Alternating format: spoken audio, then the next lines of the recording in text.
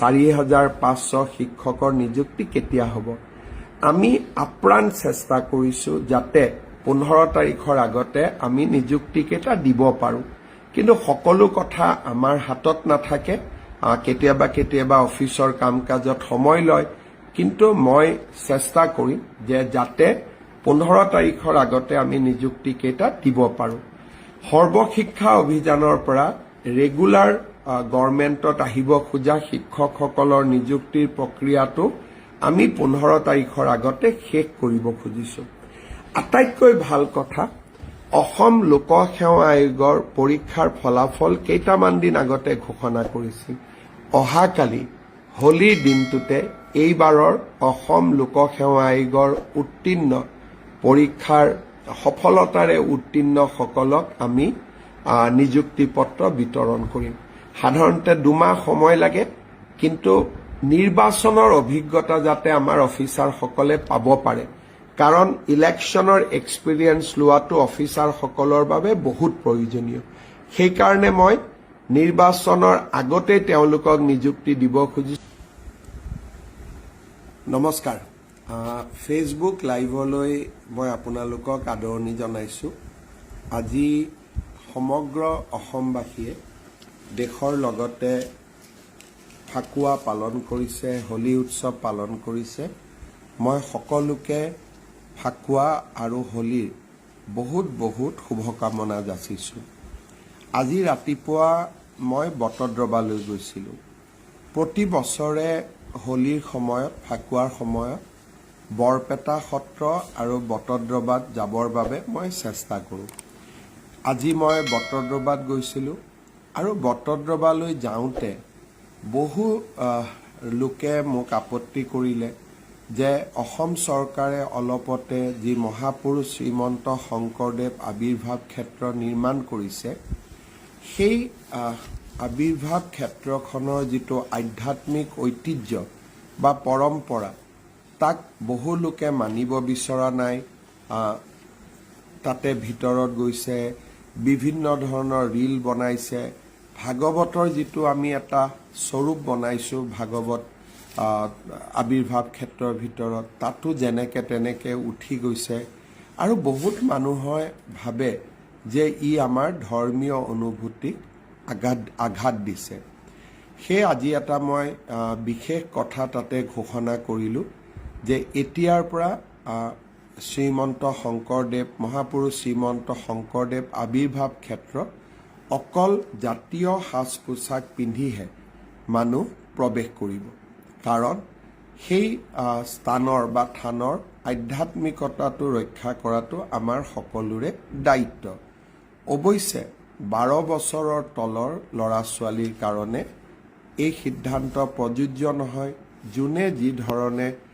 সৰু ল'ৰা ছোৱালীৰ সাজ পোছাকত আমি কোনো বাধা দিব বিচৰা নাই মই ভাবো যে সকলোৱে এই সিদ্ধান্তক সন্মান জনাব আজি আমাৰ বাবে আৰু এটা আনন্দৰ দিন আমি কাজিৰঙাত এখন সুন্দৰ অৰ্কিড পাৰ্ক শুভ উদ্বোধন কৰিলো এই অৰ্কিড পাৰ্কখনত 1600টা প্ৰজাতিৰ অৰ্কিডৰ ফুল তাতে ফুলিব বা 1600টা অৰ্কিড প্ৰজাতি তাতে পোৱা যাব অত্যন্ত মনোৰম উদ্যান হৈছে মহাপুৰুষ শ্ৰীমন্ত শংকৰদেৱ আবিৰ্ভাৱ ক্ষেত্ৰ জাতীয় শ্বহীদ ক্ষেত্ৰ স্মাৰক বা আমাৰ গুৱাহাটীৰ যি ধৰণে আমি ৰিভাৰ বেংকত আমি সুন্দৰ উদ্যান বনাইছো সেই একে ধৰণৰ সৌন্দৰ্যতা অপূৰ্ব এখন অৰ্কিড উদ্যান আপোনালোকে এতিয়াৰ পৰা কাজিৰঙাত দেখা পাব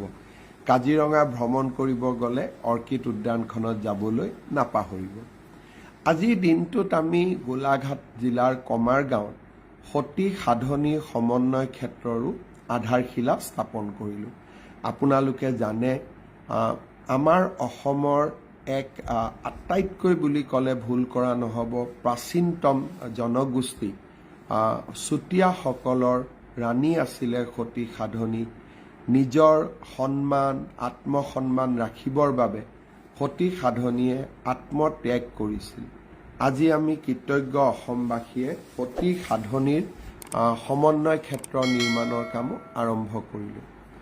অহাকালি দুটা বিশেষকৈ গুৱাহাটীত ভাল কাম হ'ব মই আপোনালোকক জনাব খুজিছোঁ।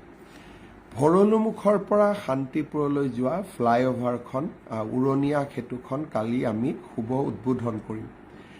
এই উৰণীয়া সেতুখন আমি গণপৰিষদ দলৰ এসময়ৰ নেতা আৰু অসমৰ ভাৰতবৰ্ষৰ ৰাজনীতিত অসমক অতি সুন্দৰভাৱে প্ৰতিনিধিত্ব কৰা দেশৰ প্ৰাক্তন আইন মন্ত্ৰী দীনেশ গোস্বামীৰ নামত আমি শ্ৰদ্ধাঞ্জলি হিচাপে নামাকৰণ কৰিছোঁ। দীনেশ গোস্বামী ডাঙৰীয়া সেইগৰাকী ব্যক্তি আছিল যিগৰাকী ব্যক্তিয়ে কেন্দ্ৰীয় সাহায্য অসমলৈকে 70% ৰাজ্য চৰকাৰ আৰু 30% কেন্দ্ৰীয় চৰকাৰৰ বিপৰীতে 90-10 কৰিছিল। অৰ্থাৎ 90% কেন্দ্ৰৰ সাহায্য আৰু 10% অসমৰ অংশীদাৰ। আজি সেই সিদ্ধান্তৰ কাৰণে এতিয়াও আমি ৱৰ্ল্ড বেংক আদিৰ পৰা যি ঋণ পাওঁ তাৰ 90% ভাৰত চৰকাৰে উভতাই দিয়ে, 10%হে আমাৰ ৰাজ্য চৰকাৰে উভতাই দিয়ে। মই দেখাৰ ভিতৰত সমসাময়িক ৰাজনীতিত দীনেশ গোস্বামী ডাঙৰীয়াৰ বৰঙণি আছিল অপৰিসীম। এই উৰণীয়া সেতুখন দীনেশ গোস্বামীৰ নামত অৰ্পণ কৰিবলৈ পাই আমি সঁচাকৈয়ে আনন্দিত হৈছোঁ।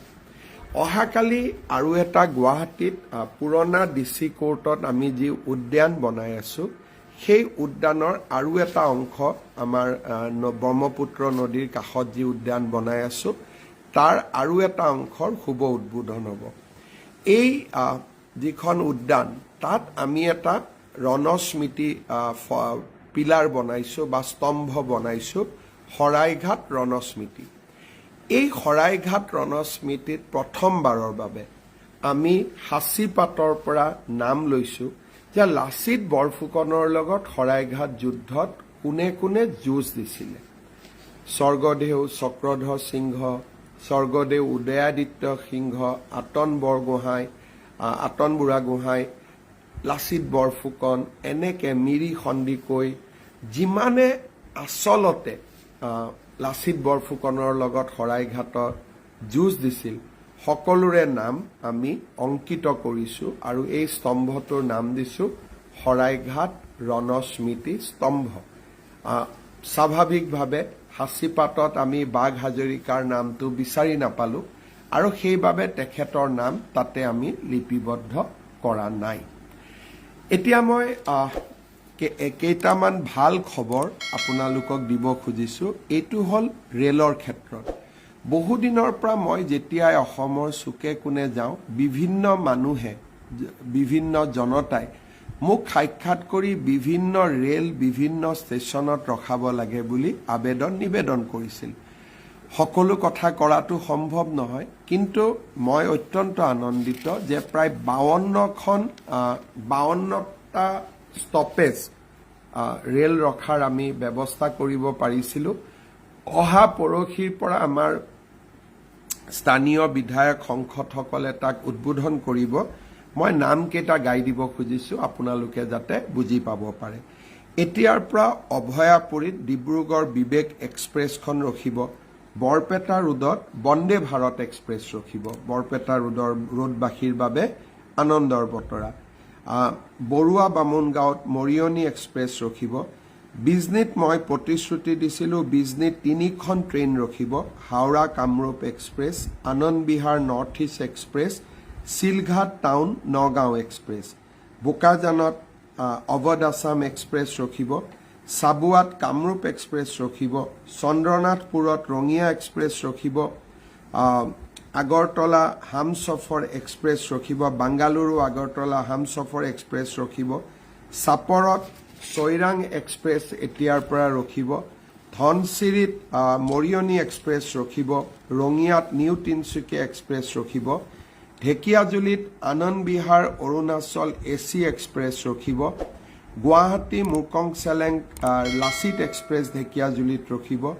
ডিফুত এতিয়াৰ পৰা ৰাজধানী এক্সপ্ৰেছ ৰখিব। দুলিয়াজানত অমৃতসৰ এক্সপ্ৰেছ ৰখিব। ফৰকাটিঙৰ বাবে ভাল খবৰ ৰাজধানী এক্সপ্ৰেছ এতিয়াৰ পৰা ৰখিব ঘগ্ৰাপাৰত মৰিয়নি এক্সপ্ৰেছ ৰখিব গোৱালপাৰা টাউনত ধুবুৰী গুৱাহাটী এক্সপ্ৰেছ ৰখিব গহপুৰৰ বাবে ভাল খবৰ শতাব্দী এক্সপ্ৰেছ ৰখিব হোজাইত বাংগালোৰ নিউ তিনচুকীয়া এক্সপ্ৰেছ ৰখিব আৰু কলিকতা আগৰতলা গৰীব ৰথ এক্সপ্ৰেছ ৰখিব জাগিৰোডৰ বাবে ভাল খবৰ জন শতাব্দী ৰখিব আৰু আগৰতলাৰ পৰা দেওগড়লৈকে যোৱা এক্সপ্ৰেছো এতিয়াৰ পৰা জাগিৰোডত ৰখিব যমুনামুখত শিলচৰ ৰঙিয়া এক্সপ্ৰেছ ৰখিব